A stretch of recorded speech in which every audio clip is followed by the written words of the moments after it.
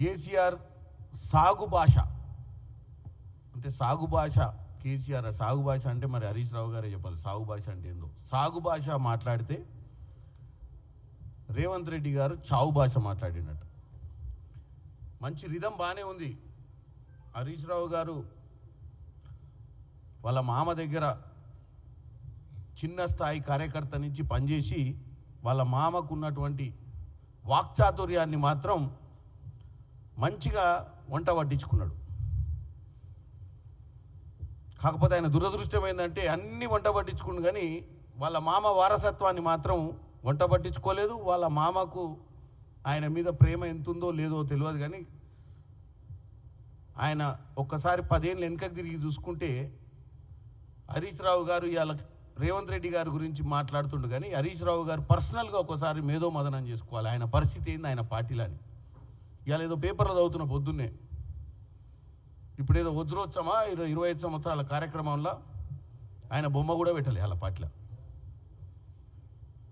ఏదైతే మెయిన్ నిన్న కార్యక్రమం తీసుకుంటే రాష్ట్ర వ్యాప్తంగా జరిగిన కార్యక్రమంలో ఓన్లీ సిద్దిపేట మెదక్ జిల్లాలో ఎక్కడైనా ఆయన బొమ్మలు పెట్టిరేమో లోకల్ లీడర్ కింద.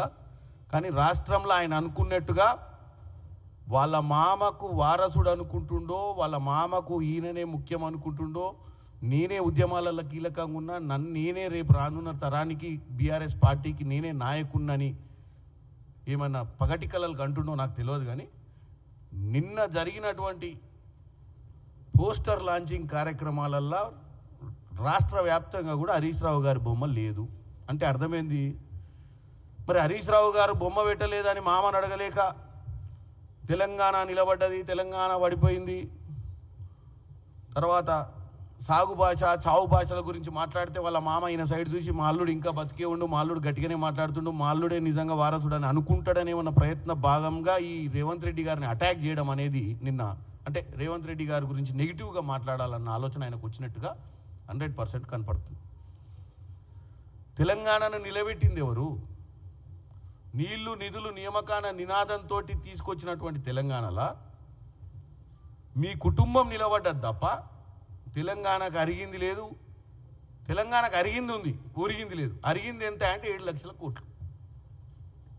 ఒరిగింది ఏంటంటే మీ కుటుంబం బ్రహ్మాండంగా సిటీ చుట్టుపక్కల ఫంక్షన్ హాళ్ళు, చుట్టుపక్కల 100 కొద్ది ఎకరాలు, 1000 కోట్లు, లక్షల కోట్లు, 1000 కోట్లు కూడా కాదు. ఈ పెడితే ఇక్కడ పెట్టుబడులు పెట్టకుండా ఇక్కడ మిగిలి గాళ్ళ కింద జారుతుంటే తీసుకొని దుబాయ్లో పెట్టుబడి పెట్టుకునే స్థాయికి మీరు మాత్రమే ఈరోజు నిలబడ్డారు. తెలంగాణ ప్రజలు మాత్రం ఆర్థిక పరిస్థితులు ఇప్పుడు మేము వచ్చినాక తెలంగాణ ప్రజలకు సన్నబియ్యము, తెలంగాణ ప్రజలకు ఇంటిగ్రేటెడ్ స్కూల్ కట్టాల్సిన అవసరం ఎందుకుంటుండే? కేజీ టు పీజీ ఉచిత మీరే ఇవ్వాలన్న చిత్తశుద్ధి. ఇంటిగ్రేటెడ్ స్కూల్ మేము కట్టాల్సింది కాదు, మీరు కట్టాల్సింది ఉండే. మీరు ఏది కట్టకనే ఈరోజు మా మీద భారం పడ్డది. పోనీ మీరు మిగులు రాష్ట్రంలో ముఖ్యమంత్రిగా ఉండి మీ మామ నిజంగానే మిగులు రాష్ట్రానికి ముఖ్యమంత్రిగా ఉండి ఈ రాష్ట్రాన్ని నిలబెట్టడానికి అన్ని సదుపాయాలు ఉండే మీ మామ దగ్గర.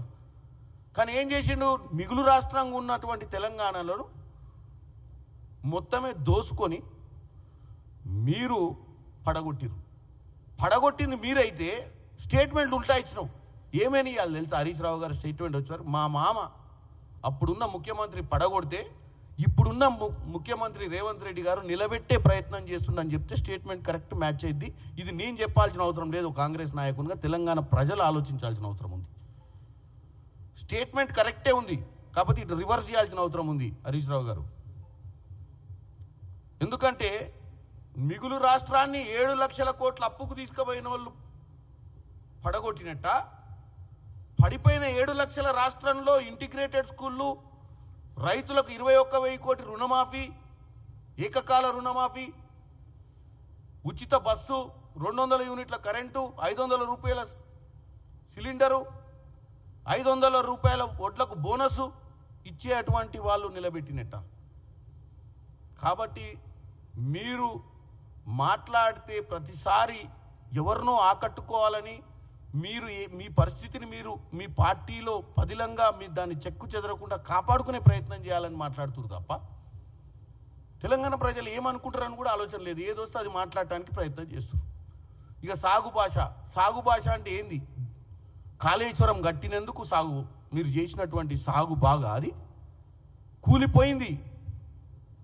7 లక్షల కోట్లలో 1,00,000 చిల్లర కోట్లు మీరు ఖర్చు పెట్టిన కాళేశ్వరం కూలిపోతే సాగు గురించి మాట్లాడే హక్కే లేదు మీకు. సాగు భాష అని మీరు ఏదో ముచ్చట చెప్పడానికి ప్రయత్నం చేస్తారు. ఇకపోతే మీ భాష గురించి మేము పదే పదే ఎన్నో వీడియోలు ఇక్కడనే ప్లే చేసి చూపించినాం. మన భాష ఎంత బ్రహ్మాండంగా ఉంటుందో. ఈ రాష్ట్రంలో బూతు పితామహులు కేసీఆర్ గారు ఏమన్నా ఉంటే ఎన్ని బూతులు మాట్లాడి, ఎందుకంటే ఆయనేమో 80,000 పుస్తకాలు చదివినా అని చెప్పుకుంటాడు. మేము మాకు తెలిసిన పుస్తకాలు అయితే తెలియదు, కానీ ఆయన ఎన్ని బూతులు మాట్లాడిండు, ఎన్ని వంకర టింకర మాట్లాడిండు మాత్రం బ్రహ్మాండంగా అన్ని రికార్డులలో ఉంది. ఆయన చదివిన రికార్డు ఎక్కడ లేదు. కానీ నేను ఒకటే చెప్తున్నా, హరీష్ రావు గారు, కళ్ళు ఉండి కూడా చూడలేని, చెవులు ఉండి కూడా వినలేని కబోదివాను. ఎందుకంటే నువ్వే కదా చూసింది. మీ మామను చూసినావు 2001లో పార్టీ పెట్టినప్పటి నుంచి క్రియాశీలకంగా పనిచేసింది నువ్వే. నేను కూడా ఒప్పుకుంటా. ఎందుకంటే ఏ మాట కామాట ఏ పార్టీలో పనిచేసినా కార్యకర్తను ఆయన కష్టాన్ని మనం గుర్తించాలి. ఇవాళ కంపేర్ టు కేసీఆర్ పార్టీ పెడితే హరీష్ రావే దానికి సేనాధిపతి. ఇదైతే నేను కితాబిస్తున్నా. ఎందుకంటే అవసరమైతే అగ్గిపెట్టెలు వాడిండు, అన్ని వాడిండు, బ్రహ్మాండంగా పార్టీని అధికారంలోకి తీసుకురావడానికి ప్రతి వ్యూహం వేసినటువంటి వ్యక్తి హరీష్ రావు. మరి అంత గొప్ప వ్యక్తి మామకు అంటి పెట్టుకొని సిద్దిపేటలో మామ ఎమ్మెల్యే నిలబడితే కూడా సిద్దిపేటలో మామని గెలిపించినప్పటి నుంచి తీసుకొచ్చి ముఖ్యమంత్రి చేసి ఉద్యమ సమయంలో అప్పుడప్పుడు ఉద్యమం పట్టు తప్పిపోతుంటే ఆ పట్టు బిగించనికి ఏమేం చేసినావో సినిమాలలో చెప్తారు కదా నాయకులు, ఏమేం చేసిరంటే అదంతా చెప్తే మళ్ళీ ప్రజలు భయభ్రాంతులకు గురవుతారు. వీళ్ళు ఏం చేసిరో చెప్తే. వాళ్ళ పట్టు బిగించనికి, ఆ రోజు ఉద్యమాన్ని బిగించనికే, ఉద్యమాన్ని ఉవ్వెత్తున లేపనికే 1600 బలిదానాల వెనుక వీళ్ళు ఏం చేసిరని చెప్తే మీరు ఆశ్చర్యపోతారు. ఎందుకంటే నా జిల్లాలోనే శ్రీకాంతాచార్యుడు కాబట్టి నాకు తెలుసు ఆ బాధ ఎట్లుందో, వాళ్ళ తల్లి బాధ. ఇవాళ వీళ్ళు హరీష్ రావు గారు మీకే చెప్పేది, ఇవాళ 2009లో అనూన్యమైన పరిణామం జరిగింది ఆ పార్టీలో. హరీష్ రావు గారి కళ చెదిరింది. బామ్మర్ది వచ్చిండు, లటక్కుని దిగిండు, ఎమ్మెల్యే అయిపోయి వారసుడు అయిపోయాడు. మరి ఆయన పెట్టిన ఎఫర్ట్ మొత్తం కూడా అప్పటికే దుకాణం బంద్ అయిపోయింది. 2014లో రెండోసారి ముఖ్యమంత్రి అయినాక చాలా రోజులు మంత్రి పదవి కూడా లేదు దొరగారికి. కేసీఆర్ తీసి పక్కన పెట్టిండు. అలా నువ్వు నీతోటేం పని రా మాకు, మా ఇంట్లో నా బిడ్డ ఉండే, నా కొడుకుండే, మళ్ళీ వీడు పొడుగు అటు ఇటు తిరుగుతూ నేను ఇంటికాడ కూర్చోబెట్టామని చెప్పిండు. ఇవన్నీ ఎందుకు గుర్తుకు చేస్తున్నా అంటే మీరు మా ముఖ్యమంత్రికి ఉన్నటువంటి ఢిల్లీలో పరిస్థితి గురించి మీరు మాట్లాడుతున్నారు కాబట్టి, మీ పార్టీలో జరుగుతున్న పరిస్థితి చూసుకో, అదంతా వదిలిపెట్టు. నీకు మంత్రి పదవి లేదు, నువ్వు ఇరిగేషన్ మంత్రి తెచ్చుకున్న తర్వాత కూడా ఇరిగేషన్ అవకతవకల మీద నీ మీదనే ఎంక్వైరీ చేయడానికి ప్రయత్నం చేశారు మీ పార్టీ వాళ్ళు. అది పక్కన పెడదాం. ఇక ఇప్పుడున్న పరిస్థితుల 25 సంవత్సరాల సెలబ్రేషన్ చేసుకుంటే మన బొమ్మ కూడా ఇస్తలేరు. దీని గురించి ఏం చేద్దాం హరీష్ రావు గారు? మా సైడ్ నుంచి నీకేమన్నా, నేను అందుకే కితాబిస్తున్నా, ఎవరన్నా మీ పార్టీల కేసీఆర్ గారి తర్వాత అర్హత గల వ్యక్తి అంటే హరీష్ రావే. కానీ హరీష్ రావుకి ఆ గుర్తింపు ఇస్తలేదు ఆ పార్టీ. కాబట్టి ఆ మేధో మదనంలో ఆ పంచాయతీలో ఆయన చేయాల్సిన పని, అసలు పనిని మర్చిపోయి మా మీదే గుర్తుండు. మా మీద ఏడితే ఏమొస్తుంది చెప్పు? మా మీద అబండాలు వేస్తే ఏమొస్తుంది? మా మీద లేనిపోని పిట్ట కథలు చెప్తే ఏమొస్తుంది? మమ్మల్ని విస్మరిస్తున్నారు ఢిల్లీలో అని చెప్తుండు.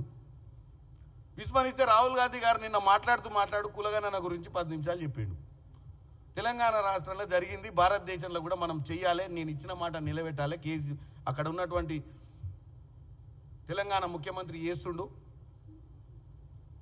కాబట్టి భారతదేశంలో మనం ఒక మంచి సంకేతం పంపిస్తున్నాం. మీరందరూ కూడా తెలంగాణను చూసి తెలంగాణలో జరుగుతున్న మోడల్ని మనం ఇంప్లిమెంట్ చేయాలని చెప్పే ప్రయత్నం నిన్న ప్లీనరీలో కూడా చెప్పారు. ఇంకా అంతకంటే ఎక్కువ ఏం చెప్పాలి? మాకు కితాబ్ ఏమి ఇవ్వాలి అధిష్టానం.